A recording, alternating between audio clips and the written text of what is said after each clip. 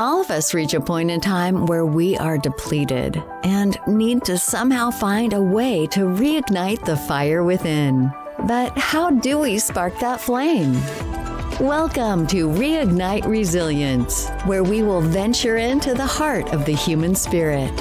We'll discuss the art of reigniting our passion and strategies to stoke our enthusiasm.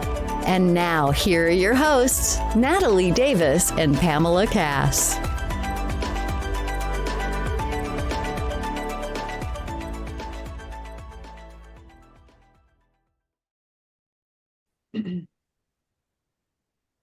Welcome back to another episode of Reignite Resilience. I am your co-host, Natalie Davis, and I am so excited to be back with you.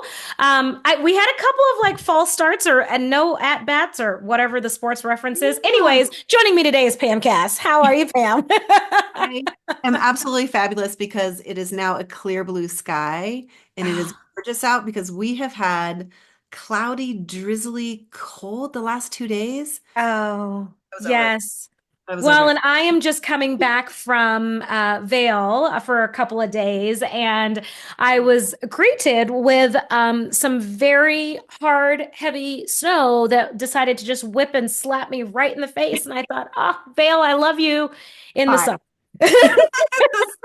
Me too.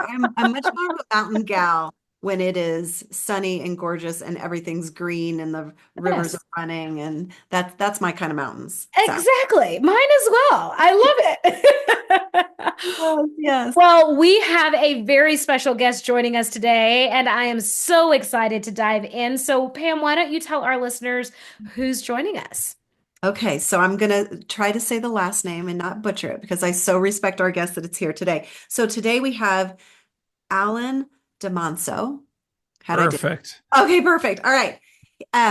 As the purposeful action mentor for the Awaken Man movement, Alain is on a mission to guide men in creating order and stability within the chaos of life. Only then can men face the inevitable obstacles with courage, strength, and purpose while being supported as they journey to their ultimate goal of living the highest vision of their life, which is absolutely beautiful. So grateful for you being here and joining us today, and so grateful to learn your story. And so I'll hand it over to you for you to start us off. Share us your story. Well, let's see. How far back do we want to go? Oh, as far back as you want. Far back. So I'm a child of the 80s, 70s and 80s. And so I can remember as a young boy coming home and watching the Galloping Gourmet on TV. Do you remember that TV show with Graham Kerr? Yes. And Graham Kerr was so inspiring about watching Graham cook because he was making these classical French dishes. And then at the end, he'd have a guest come by and the nice table, and then they'd have dinner. And Graham was just so enthusiastic that you almost felt like you were sitting at the table. He was enjoying his food so much. That's the part that I remember him cutting into the steak or the chambord or whatever he was making. And it's just that, I thought, how I want to learn to cook like that. I just want to do that. Yeah. And then I'm in Canada. And so there was a gentleman up here. There used to be a TV show, and his name is Bruno Gerussi. And he had the same type of idea. He'd have guests on and he'd have his show, but he had to outdo Graham. His wine glass was about a liter big. So 4.5 cups of the worth of wine at a time. So, and he would do the same thing, and I saw that and I would really fell in love with that. And ultimately it came down to Jack Tripper and Three's Company and wanting to be, who wouldn't want to be a single chef living with a couple of ladies? What a great way. I almost lived that vision. Instead, though, I decided to carry on with my life with my high school sweetheart, and I got into the culinary field. And back in the late 80s and early 90s, there wasn't any Bobby Flay and, Food Network and all the stuff, Iron Chef and the stuff you see here. But I had an opportunity to compete. It still happens today in the World Culinary Olympics. Wow. There's a Culinary Olympics for folks to participate in. And then the time that I was doing that, regional teams, this is a team that I participated on. We participated in what's called cold food. I was so blessed to be on a team with 5 other individuals and won a couple of medals, 2 silver medals, one as a team and one as an individual. But it was through all of that experience that while my professional life was soaring, my personal life was falling apart. And ultimately in 1992, after coming home in the winter from Germany and competing, my entire life fell apart. I ended up getting divorced from my high school sweetheart. We had two very young boys. It ultimately cost me my bankruptcy. It cost me everything that I had precious in my life and put me into a 2-year depression. I didn't really recognize that at the time, but I do today. And it's also the first catalyst that started me on the path of personal development, and really I'm trying to answer the question, how could you be so successful in one aspect of your life and then the rest of your life seemed to be in shambles? And so I was on this quest to find that answer, and that led me for 25 years to taking different training, different courses. I'm certified in NLP and timeline therapy and emotional intelligence, and got remarried to an amazing woman, and life was on a roll. And I thought everything was going well there, but guess what? I almost blew it up again the second time, and this time through my own actions and not being faithful in our marriage. And what I'm so blessed in today is that I'm married to an individual who saw a man inside of me that I was yet to find, and gave me the opportunity to truly discover and live that man. And that doesn't mean that those next few years were easy for her or for me. And at any given moment, she could have said, "You know what, Al, I'm done. I just can't do it anymore." But she had the wherewithal, the guts to stick around and really see me through it, and held me accountable for who I said I was, to show up the way I had never showed up before, to actually put into practice all of this training that I had, all of these things, these tools that were an intellectual piece and never really had an opportunity to be embodied. And so that's one of the biggest reasons of why I started to do men's development work, is that I found that there was nowhere for me to go. Yes, there's counseling, there's different types of services, but for guys, it takes us a while to get comfortable to be in a space where we can share what's in our hearts, what's going on with us. And because that's so difficult, we don't tend to reach out. And so the last piece that really pushed it over the edge for me is that I was really close to my father-in-law. And when he was missing, he was his dance partner. My father-in-law loved to go polka dancing, and he'd love to do that. And she hadn't heard from him for almost a day and a half. And he lives about 3 blocks from us, and we'd see him on a weekend. I said, "Hey, I get the call. Could you go over and check on Bob?" "Yeah, no problem. I'll go check on Bob." And when I found him, my heart just left. And again, you're in a spot where, where do I go? Where do I share this grievance? And how do I deal and process with this? And again, there was just no place for men to go. And so I decided to look for some help, and there wasn't any. And it's what led me to starting the Awaken Man movement, to give our guys an opportunity to truly awake to what's important in life, to live our values, to be aligned with what is important with us. And when we do that, we tend to flourish rather than struggle and press on. And so it's a long-winded answer, but I really wanted to give your audience a complete background about how I got to where I am today and some of this work that I'm doing. Incredible. Yeah. And so now that you are in this space and you have the opportunity to work with these men, right? When we talk about the awakened man, what that really means, like you said, having the purpose, seeing that, being aligned, and how you show up, I'm assuming in every area of your life. Let's start off with just the ideal individual that reaches out or connects to you. Who is that man? Who is that person? Where are they in life? What's happening with them? Well, that's a great question, Natalie, because that's one of the questions that I asked them to get clear on. Men are ready for change. We're ready to take responsibility for where we are in life. Like when we finally wake up and recognize that we have a marriage that's flatlined, a career that is no longer going anywhere, or our overall personal life, our goals and dreams they're a distant memory. And we can start to take responsibility for where we are then we can also look at ourselves and start to take responsibility for who we are. Because guess what? I didn't get here, neither did either of you, without all the previous decisions and actions and thoughts that you've had. And so once we take responsibility for those two, then we can take responsibility for the last piece, and that's with who we aspire to become. And so that's about living in alignment. And so I find men come to me when they have challenges in their life and they don't have any, they're no longer clear. So the first work that we do with men here in the Awaken Man, it's helping them to gain clarity on purpose and on mission for themselves, so that then we can align the values and look at maybe some beliefs that are no longer serving them. Wow. Absolutely. Yeah.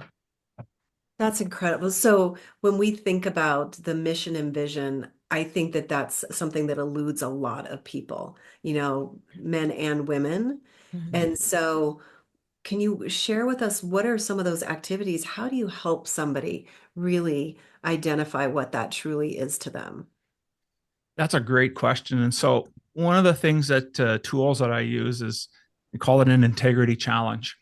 Okay. The integrity challenge is an opportunity for them to do a self-assessment into 6 life pillars. So I use financial, emotional, physical, spiritual in our profession, whether that's a career or business, and as well as in our relationships. And why it's important to look at these different aspects, because go back to my opening story, you can be extremely successful in one, and yet your life is completely unfulfilled. And it's falling apart and it's dragging things down. So they go through the self-assessment of an integrity challenge and get an opportunity to see what part of their life needs the most work. And not only that, but they start to see pattern in what's showing up in these 6 different pillars. And once we have that as a baseline, then we can start to look at what are the things that you value about the thing that you scored the highest in, and how does that compare to how what your values are compared to the thing that you scored the lowest in. What I normally find is that there's a disconnect. And that what we say that we value, why I value something, let's say it's in physical. I value taking care of my body and eating healthy and doing all the things that I should do. And yet my relationships score really poor because I don't value, and I can't see the connection of how that can make my physical life even better. Because when our relationships are in trouble, I would suggest, in my experience, that we have anxiety, we feel loneliness. Men struggle deeply with loneliness. We don't feel connected in our relationships. And when that happens for guys, that's when we tend to double down on work, we tend to shut down. We don't engage anymore. And when that starts to happen, that's when it starts to filter into other areas. So it really starts to affect emotionally how we're showing up. We're not, resilience becomes even more challenging. And so when we start looking at those 2 pieces, then we can start to unpack what needs to be done. And I always ask them to complete this sentence. I'm the kind of man who, and this can work for anybody, I'm the kind of person who, and whatever you put after the end of that, how you complete that sentence is really that part about what you aspire to become. So listen, your relationship, you say your relationships you value those, but that's the part you need to work on the most. So what's the kind of man who shows up to be in a relationship if it was aligned with his top value on the value that he had scored on in the other area? And then the light bulb starts to come on, right? They're like, oh yeah, that's right. I would be more present.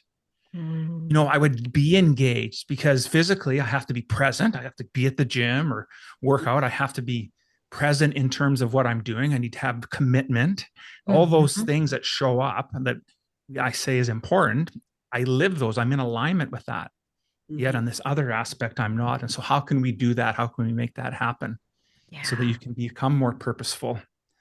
And then you can take inspired action. Because I find with us men is that we're really good at being doers and we struggle at being beers.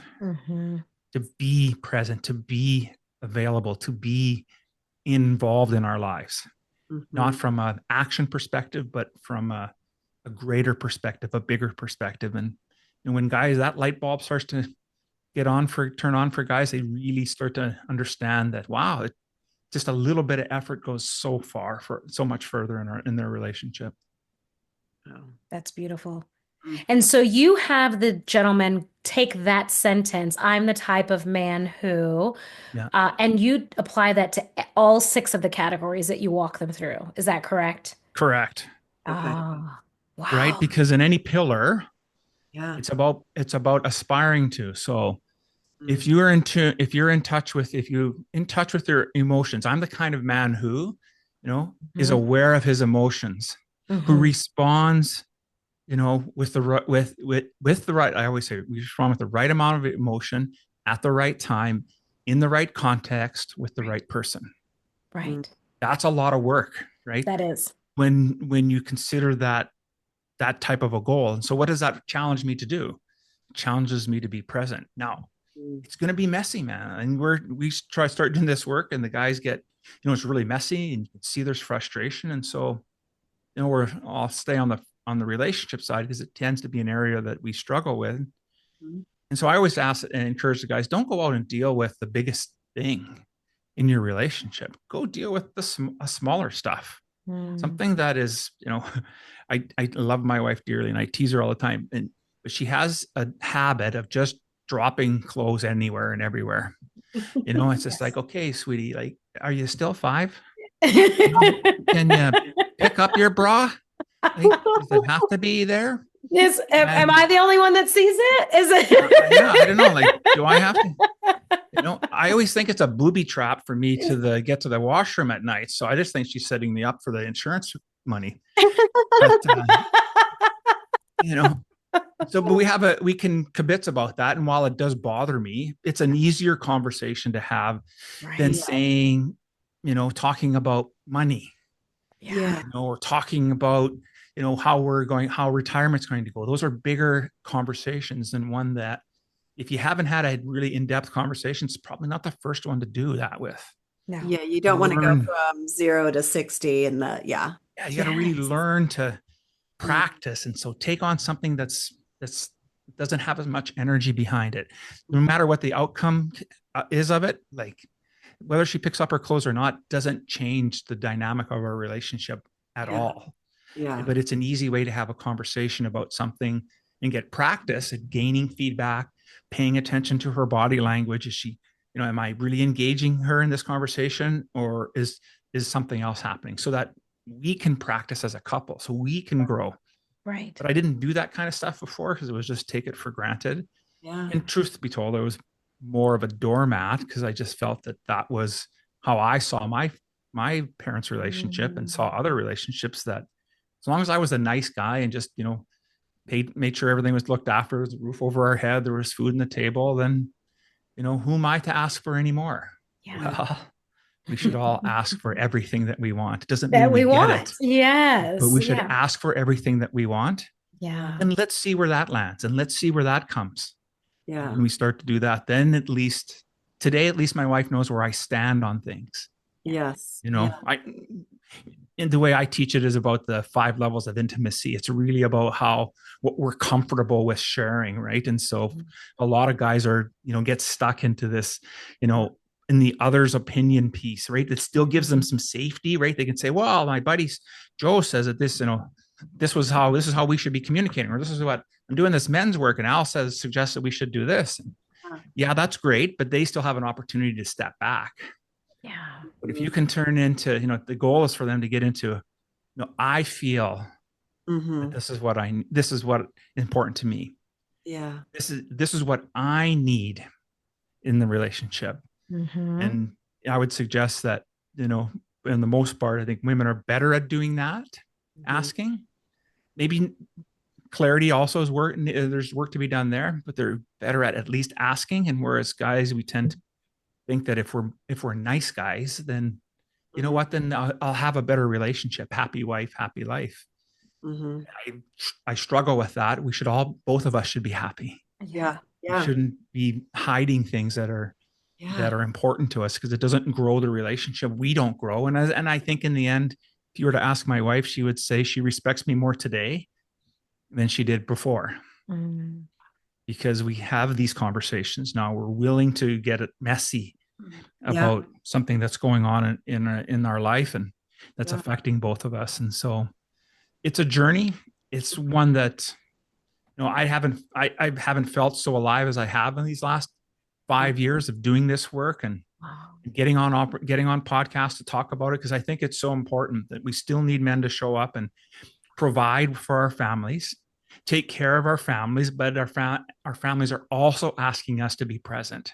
They're also asking us to, that idea of safety is so much bigger than just a financial and a physical piece. Does my wife feel safe enough to tell me what bothers her? Yes. Does she feel safe enough to tell me what she enjoys when we're intimate and what she doesn't? Yeah. Is she safe enough to tell me what she truly doesn't like that I do, and that I'm not going to lose my cool, and that she can't, and she feels like, oh, I can't go there with Al. Yeah. Those are things that take practice, they take time. And I think the way we learn that as men is by being around other men, having that conversation about how that works. And then I provide them some tools, do a little bit of modeling to give an opportunity to really, somatically understand what's going on in their bodies, to recognize that trigger before it gets to the point where you're blowing up and you're overreacting. Again, come back to that, the right amount of energy at the right time, with the right purpose, right person, in the right context. Yeah. So really giving them the tools so that they can incrementally do it, just small little actions to start kind of building that muscle so that they know how to have these conversations, and rather than going, like you said, to 0 to 60 and having that really hard conversation that could end so poorly that then they're just back to ground zero. Yeah, exactly. You think about anything that any of us has learned in life. I can remember as a younger guy, much younger guy, didn't want to do anything unless I could do it perfectly. Well, how do you learn to do anything perfectly? Well, by doing it and messing up, like by just doing it and continue to do it. I still struggled with that 5 years ago or so as I started to become a podcaster, and the amount of editing I would do, and the amount of deep breathing I'd have to do just to get through an episode. And it's like, okay, well, I listen to some of my favorite podcasts, and it's just human beings having a conversation. So how about Al just does Al, just do Al. Yeah. People will resonate with that. And if they don't, that's okay too.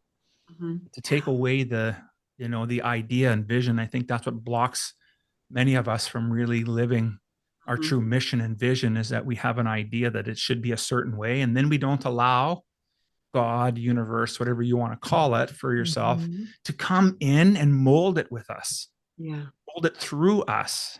And when we can do that and just let go and not try to control every nuance of it, man, like life is just so much more fulfilling. Yeah. As you've gone through this process over these last 5 years, what's been the biggest aha for you about yourself that you've kind of discovered? That's a great question. I think for me is just when I think I've got something figured out, I realize that onion has another layer. This onion must be like huge. It's like an oak tree, the amount of rings and layers in this onion. It's just, oh, I got more to go. Yeah, Al, you have more to do.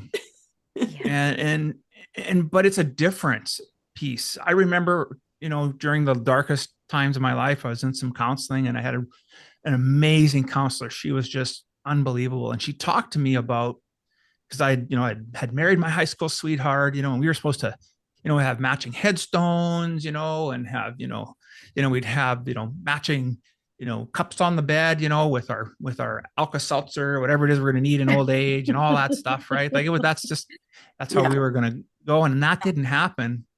And I can remember her telling me, or using the metaphor of a tornado. Like when you're in life is like a tornado, right? Here's the experience. Oh man. And you're living through that experience, and then you're coming around the other side and go, okay, I've learned a little bit more. It's not so bad. And then next year you're coming back in that experience, something happens, a song, something gets said. And then you're finding like, man, I'm right back there where I was, but I'm not really. Mm-hmm. I've grown a little bit. And if I'm willing to see that nuance, Mm-hmm. then I'm able to transcend and grow.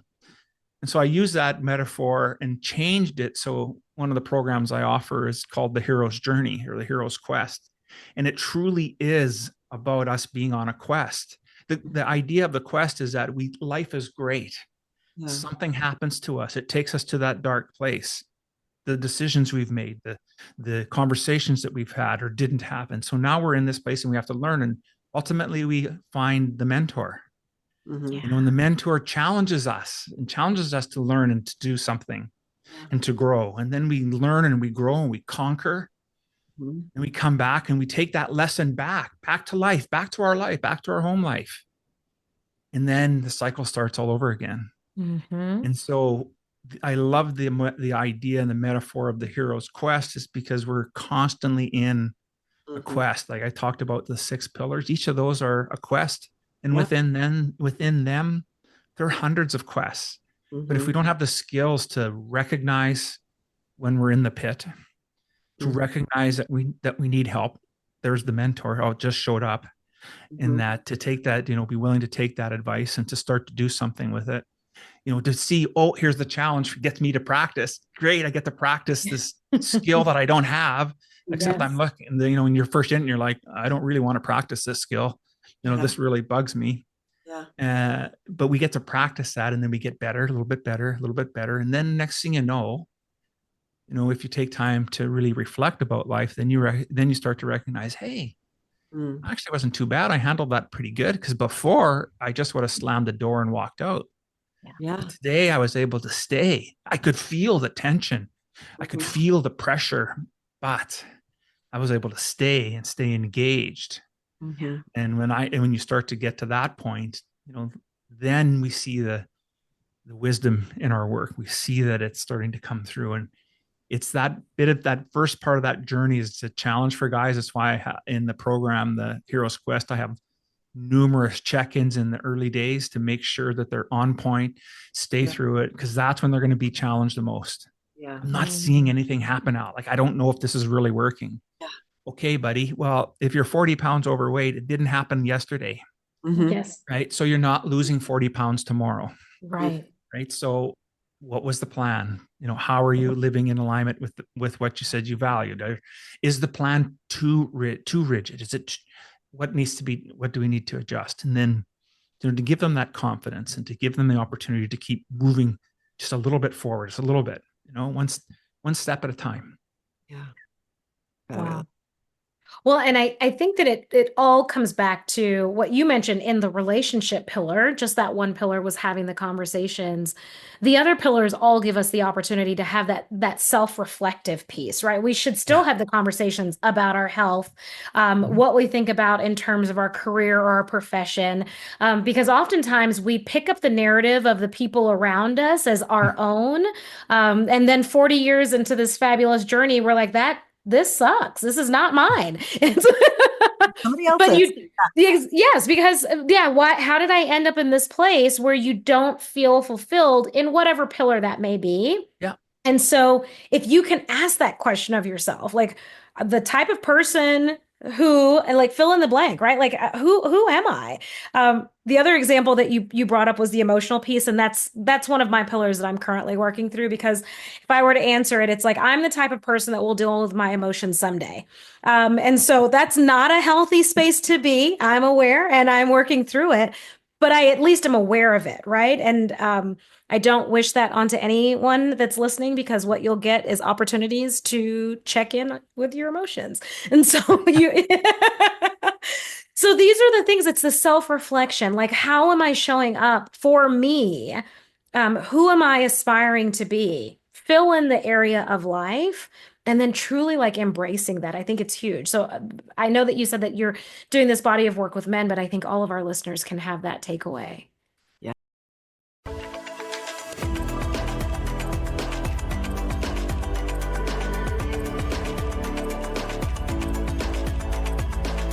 Thank you for joining us today on the Reignite Resilience podcast. We hope you had some aha moments and learned a few new real-life ideas to fuel the flames of passion. Please subscribe on your favorite streaming platform, like or download your favorite episodes, and of course, share with your friends and family. We look forward to seeing you again next time on Reignite Resilience.